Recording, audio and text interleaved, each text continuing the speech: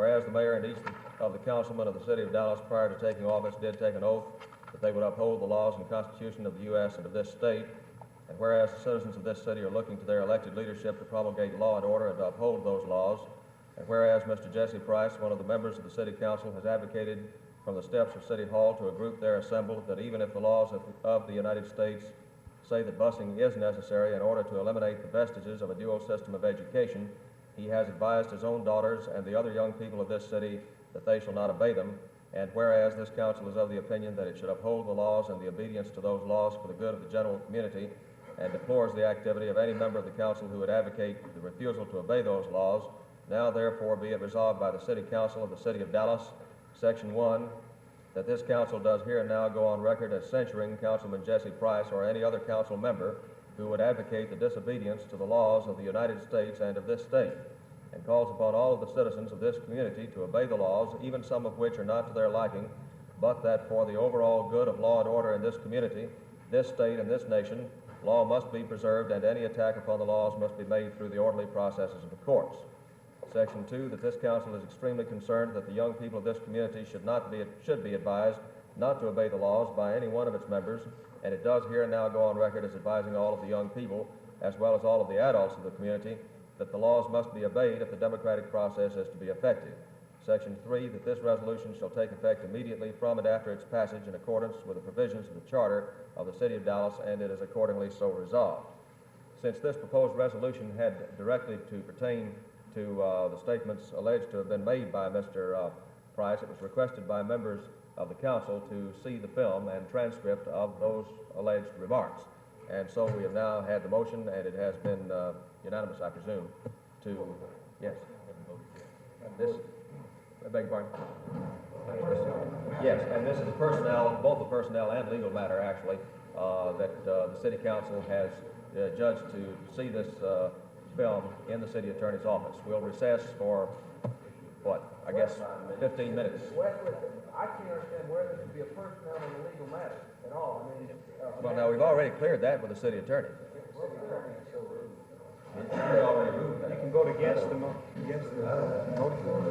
Recess. I don't mind sitting here any more than up there, but the fact remains.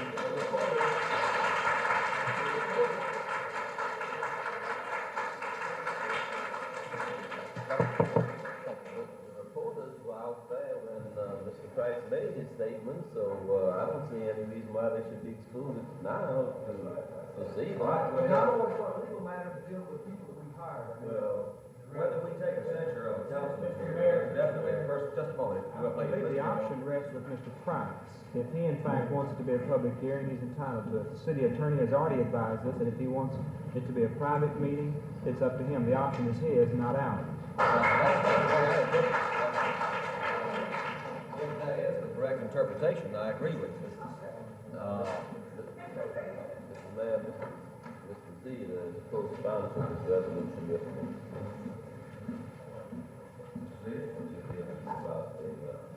Well, let's take a vote of the council. It makes no difference to me whatsoever. I've never been ashamed of anything I said in any meeting. If the council wants to air this in public, they're welcome to do it. And I have absolutely no objection because I have no apology for anything that I've said in this issue.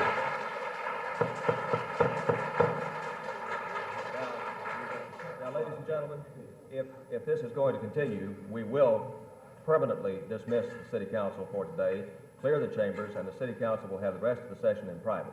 We just can't have any kind of disruption of that nature, and particularly not on one as important and as serious as this one. And this is in fairness to Mr. Price, I might add. I'd like to, say something. Sure. Because I strongly oppose the suggestion censure and really urge the council to reject it. Not because I agree with Mr. Price, but I certainly do not, nor with any of his recent actions, which I think have been wholly out of order and wrong. But I oppose the censure because I think it will only serve to fan the fires of polarization. And I think it will further tear the community apart.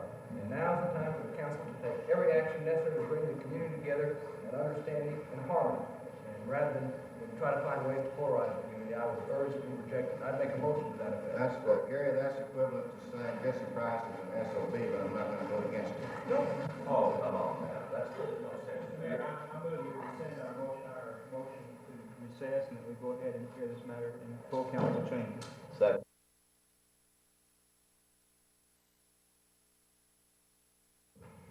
May I speak to the motion? I'll second Councilman Weber. Would you be willing to add a line in there asking that councilmen or that any public official refrain from any comments which would lead to polarization? No question about it, I certainly would. Mayor, I will not be stopped. I will not cease to speak as a citizen and as an elected representative for the majority people in Dallas.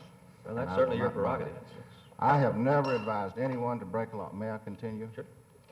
I have never advised anyone to break a law. There are many legal alternatives to forced busing, and the people sitting around this table know it and know what those alternatives are. No issue in memory has stirred such an emotional, fever-pitched resolution as has been proposed by Councilman Allen.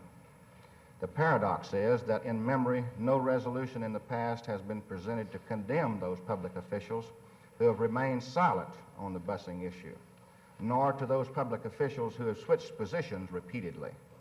Nor has the council chosen to straightforwardly condemn other powerful public officials who have stood with me and the majority in this issue. Law, order, and reason, it would seem, are applicable only to a few who are not immediately affected by the pending court case. Hopefully, the masses will turn for leadership to those elected public officials who have sworn to uphold the law and the Constitution and who refuse to castigate those who seek the preservation of our neighborhood schools.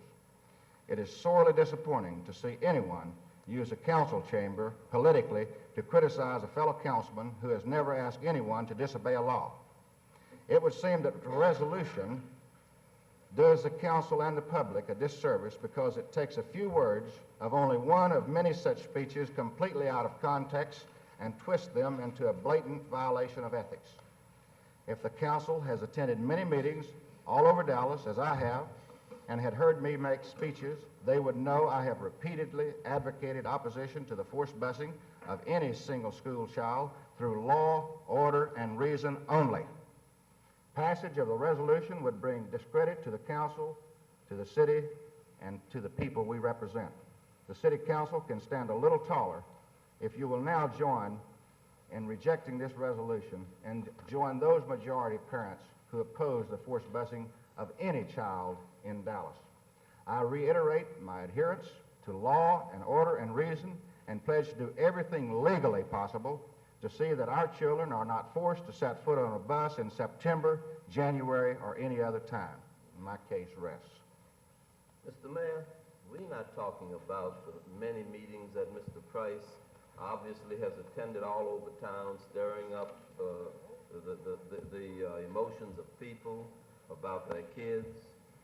We're not talking about those meetings and what he said. We're talking about what the camera showed that he said to about 300 kids on the steps of the City Hall as an elected official. This is all we're talking about.